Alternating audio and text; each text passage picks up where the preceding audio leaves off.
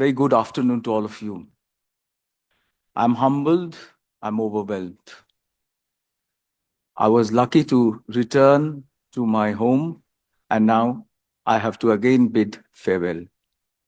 It's a feeling which is really mixed because fate has cast upon me the onerous responsibility of living up to your expectations and serving the nation in the highest seat, the Supreme Court of India.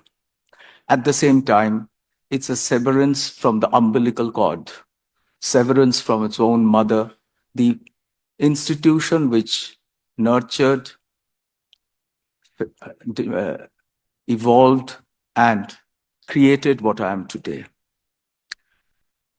This is a time for reflection.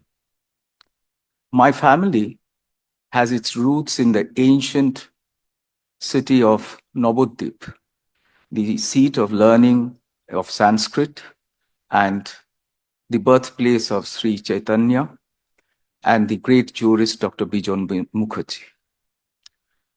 When I was born in 1966, the family had already shifted to Kolkata. I was born to working parents. My father was a practicing lawyer. My mother was a health professional. Caught between the two professions, I struggled my entire school days figuring out whether I should be a doctor or a lawyer. Two things really settled the course.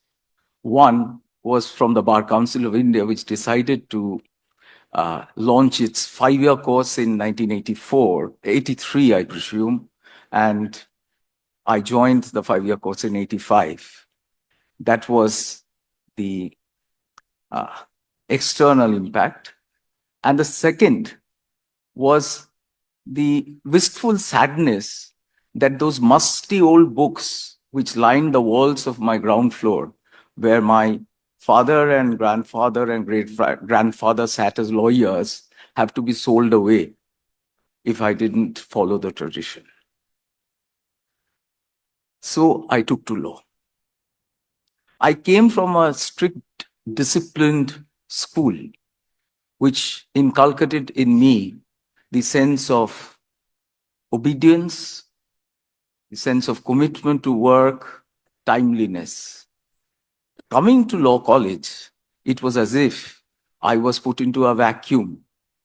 Everything was different from what I had learned in school. And that is where law college gave me an opportunity to understand the vicissitudes of the real world. Everything was not always in order, and one must learn the life skills of finding the method in the madness. I tried to do that. In my way, I met wonderful friends, and I made, which I cherish even today, some of whom are honorable colleagues. Others hold high offices. One of them, Justice Dipankar Datta, adorns the Supreme Court. I acknowledge and deeply appreciate his unparalleled support as a friend, philosopher, and guide. Beyond law college, I looked into the profession. 1990, I started dabbling in the chambers of Mr. Bhaskar Sen. More often than not, Mr. Sen, who had a practice throughout the country, would be absent when I would go to his chambers. I would sit alone and make jottings in an exercise book, which I still have now, of the judgments of the Supreme Court in various topics. Today, perhaps it would be past and irrelevant to the young friends who have the databases on their fingertips. But that was not in 1990. I enrolled in 1991 and started my profession under Mr. Sen. But the tides of profession are unknown. Though I thought of starting and working on the civil side and developing a practice, the clients who chose me had criminal cases to offer. So I had to shift to the appellate side criminal business. And joined the chambers of Mr. Shekhar Basu and Mr. Pradeep Ghosh. I grew under their tutelage and with all your blessings, developed a reasonable practice. I feel beholden and I feel extremely grateful to all the seniors with whom I have worked, who have shaped me, who have created the quest of law and the will to stand up and speak what is right and just in a court of law. Mr. Onindo Mitro sitting here, I have worked with Mr. Mitro on a number of matters and learned immensely. I never imagined when I joined and I walked as a young lawyer, struggling to survive the ravages of the profession which waits for none, that I would one day adorn the seat of a judge in this court. The day I was appointed, I felt that I am stepping into the shoes of judges of immense capacity, immense knowledge, ability, like Durgadas Basu, like Anil Sen, like Justice Chittotosh Mukherjee. They were too big shoes to be filled, but I felt that when fate and God has given an opportunity, I must do my best. And that is what I have humbly endeavored till today.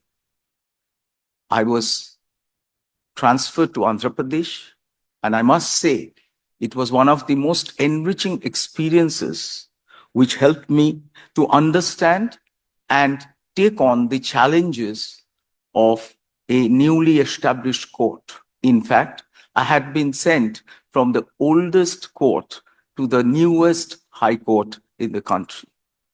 I stayed there and I worked. I met wonderful people who were honorable judges and helped me to understand the law, the local law, the languages and practices, and I'm ever grateful to all of them. The members of the bar, the then Advocate General of Andhra Pradesh High Court, all of them gave me support and I was able to discharge my duties there. I again had a stroke of great luck and was repatriated to Calcutta High Court. As people would say, I was twice born, Dijo, by then. And since then, I have served this court for the last 3-4 years, and under the leadership of the Honorable Chief Justice, his inspirational leadership activating all of us, we are trying with the help of all the members of the bar to see the evolution of the grand old dame of Indian judiciary to the modern technological age. The impact that we have had on the Indian judiciary is nothing less than wonderful. I'm told the NGDG database states that we have had the third highest disposal of cases in the recent past. The information technology team of our court is taking great strides in developing cloud storage technology, providing free Wi-Fi services to the members of the bar and the litigants, and is in the process of developing an AI chatbot for dissemination of legal knowledge and information. The other aspects of legal aid to the indigent is not far behind. We have an empaneled lawyer, a list of 292 empaneled lawyers, where a large section are women. In fact, we have a specially able lawyer who is also a member of the panel. We have got designated senior advocates to fight criminal cases, particularly death references. The act of the court is not an act in isolation. We do not write poetry. we write judgments. And when we seek to write judgments, it is the active role and advice and counsel of senior advocates and other advocates who enrich us in our pursuit of justice. The senior advocates of this court have a great legacy to serve the nation in various capacities and are known throughout the country, if not the world. I have a word for the juniors. It is always a challenge to join a profession which does not have a fallback option. But friends, bear in mind, it is hard work and simply hard work which will take you to the pinnacle of success. You must always understand that even in a crowded profession as in law, there are very few who are at the top. And it is not reserved for people who have lawyers as family members or judges as relations. It is only for those who succeed in the distilling process and the grueling path of hard work and commitment to justice. Never lose heart and fight to the end of your life. And that is the answer that is, according to me, the answer to success. Today is a time to say thank yous. I thank the Honorable the Chief Justice for his presence, wonderful presence at all times, and inspirational leadership. I thank my sisters and brothers as judges who have always been so helpful and enriched me in more ways than one. The members of the bar, what do I say? Even sitting as a judge, I can never forget and that I continue to be a part of you. Whenever I hear an argument, it's my lawyer side which speaks more than my being acted as a judge. The unseen, the unspoken, but yet the most essential, that's the members of the registry. We can only perform because they perform well. And I thank from the depth of my heart the Registrar General and other members of the registry. The staff of the court is an important facet for the dispensation of justice.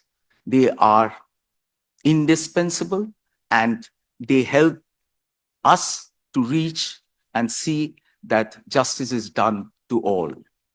Finally, for my personal staff, I would say a thank you to my secretaries, personal secretaries, Mr. Shubhendu Sadhuka, Shoykot Mukherjee, Saurabh Ghosh, Soheluddin, and Pritam Rai. I would not have been able to research and deliver judgments had it not been for the assistance of my law clerks, including my erstwhile law clerk, Shreyoshi Bhattacharya, and the present law clerk, Anushka Chaturvedi. Finally, for my family. My father was a lawyer and unfortunately he passed away before I was elevated to the bench. He has been an inspirational presence and his blessings are always with me. My mother, thankfully, is with me and her industrious commitment to justice and fairness is what inspires me in a court of law. My wife, my daughter, my cousin, my uncle, they have all been quiet and steady support when I have devoted myself entirely to the profession and the cause of justice. At this hour, I acknowledge their role in my life, and without them, perhaps I would not have been able to do what I am doing today. Finally, I seek all your blessings as I enter into a new phase of life, so that I may keep the flag of Calcutta, as the additional Solicitor General so aptly stated, flying high, and serve the nation, keeping the Gandhian talisman in mind that whatever I do, I should recall the face of the poorest and the weakest man whom I have met in my life. I thank you all, and I do not say farewell. I say welcome to Delhi. Thank you.